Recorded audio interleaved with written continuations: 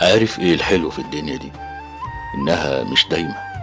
يعني لا فرح دايم ولا حزن دايم، وده بقى اللي بيديها معنى وطعم. حلاوة الدنيا في بساطتها. حلاوة الدنيا مش في الفيلا ولا العربية المرسيدس ولا الكلام ده كله.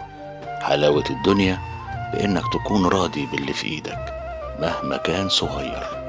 حلاوة الدنيا بإنك تكون مبسوط باللي في إيدك في الوقت اللي كل الناس بتحاول توهمك إن السعادة مش في البساطة.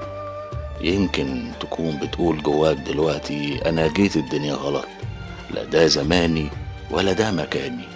بس ناس كتير قوي بتقول كده، وربنا سبحانه وتعالى بعتك في التوقيت ده بالذات عشان ليك رسالة وليك هدف، ولازم تتمها وتحققها وعلى أكمل وجه كمان.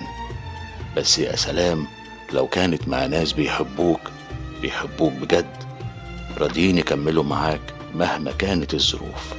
عشان كده لازم نختار الناس اللي هنعيش معاهم ويعيشوا معانا، لأن هم دول طوق النجاة لينا، هم دول سندنا وقت أزماتنا.